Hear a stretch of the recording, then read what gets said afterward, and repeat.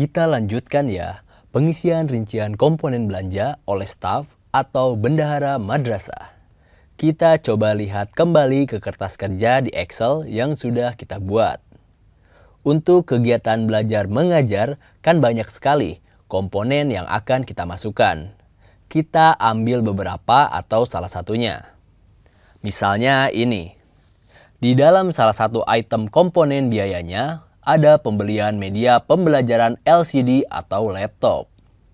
Kita lihat di sini untuk kegiatan belajar mengajar, kemudian kalau kita lihat dana tahap 1 masih ada sisa. Kemudian tahap 2 juga masih ada sisa. Sekitar 200. Ini coba kita refresh dulu. Tahap 1 sisanya berapa? Tahap 1 sisa 7.700.000. Kalau untuk dapatkan update, kita bisa refresh. Kemudian tahap 2 ada sisa 11.200.000. Kita akan manfaatkan yang tahap 1 ini untuk pembelian laptop 7.700.000 ya. Jadi di sini kita pilih komputer dan aksesoris. Kemudian kita lihat ini laptop. Tinggal pilih laptop mana yang lebih, apakah notebook, atau ultrabook, atau laptop kantor. Kemudian harga. Tadi kan harganya 7.700.000 ya. Kita pilih harganya 7 juta. Angkanya cukup pas ya, 7 juta harganya. Kemudian di sini kan ada akun yang bisa kita pilih.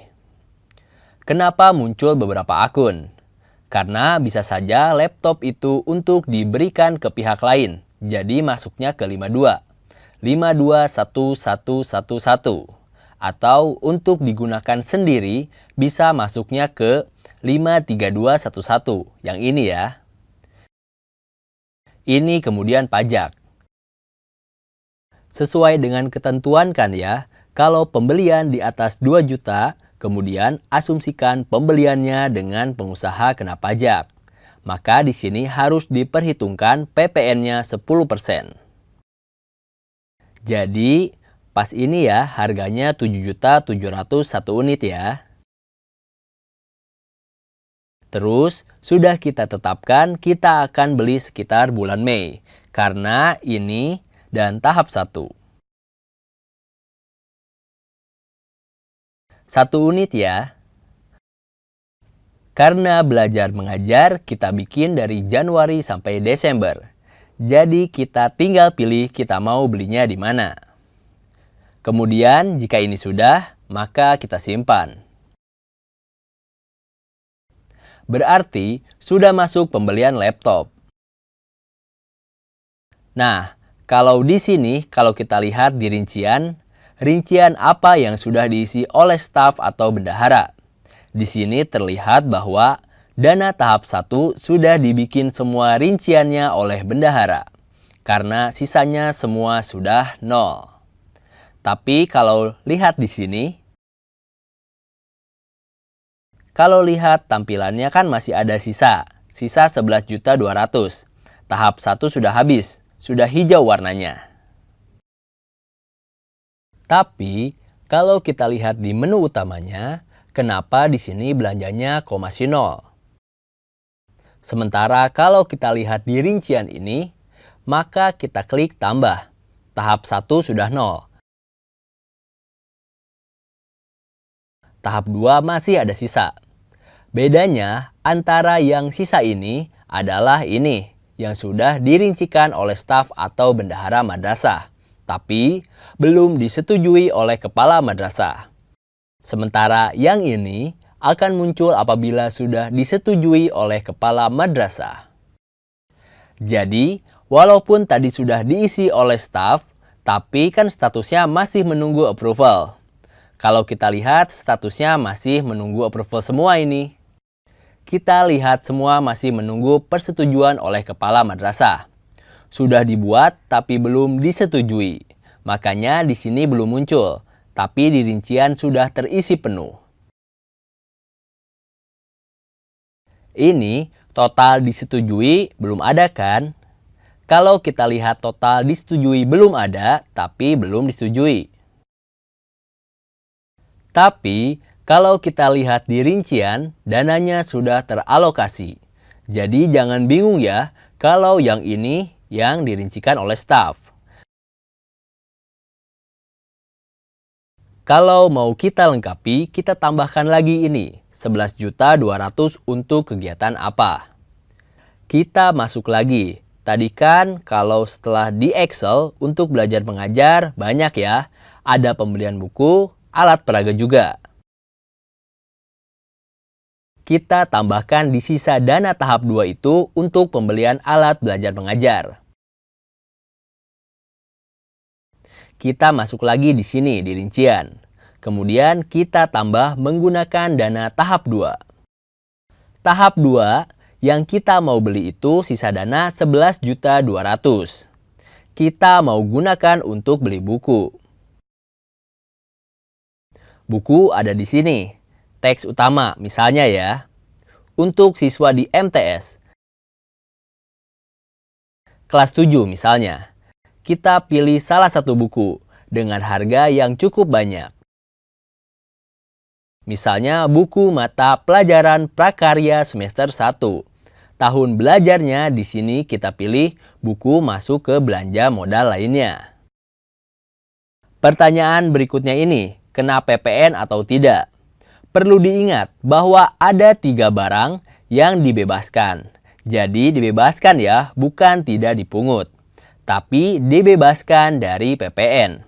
Yaitu pertama, pembelian buku mata pelajaran, pembelian buku agama, dan pembelian kitab suci. Jadi ini karena buku mata pelajaran masuk sebagai salah satu yang dibebaskan. Ini mungkin harganya kita coba perbaiki ya. Buku teks utama, buku siswa MTS kelas 7. Kemudian pilih harganya yang ini aja ya. Tetapkan harganya 20.000 misalnya. Simpan. Kemudian pilih akun. Modal lainnya. Tidak ada PPN, berapa eksemplar yang mau kita beli?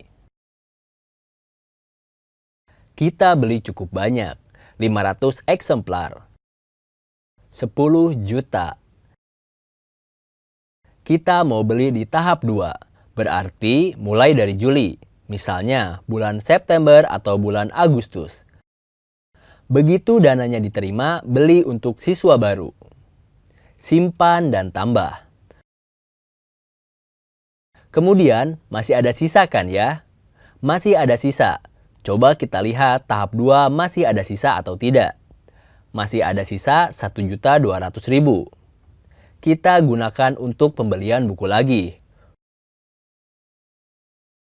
Untuk guru ya, kita beli untuk guru MTS kelas 8. Bukunya, buku teks utama. Kita pilih harga, 20.000 juga sama. Simpan.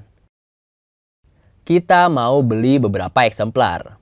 1.200.000 berarti ini juga karena pembelian buku tidak kena pajak PPN. 60 eksemplar. Kemudian simpan. Di sini kita mau beli di bulan September juga. Kode akun belum dipilih. Belanja modal lainnya. Sudah aktif ya. Jadi kalau ada yang belum aktif, Bapak Ibu coba dicek aja satu-satu kembali di sini. Yang di tanda bintang ini, kira-kira mana yang belum terisi, kemudian simpan. Nah, kalau kita lihat sisa dana, apakah sudah dirinci semua dana tahap 1 dan tahap 2? Ya, tahap 1 sudah dirincikan semua. Tahap 2 juga sudah dirincikan semua. Tapi apakah sudah disetujui? Belum ada yang disetujui. Total belanjanya masih 0. Kalau kita lihat di sini juga statusnya yang disetujui masih 0. Sampai di sini, tugas penginputan dari staf atau bendahara madrasah sudah selesai. Jadi, tahap rencana bagi bendahara sudah selesai.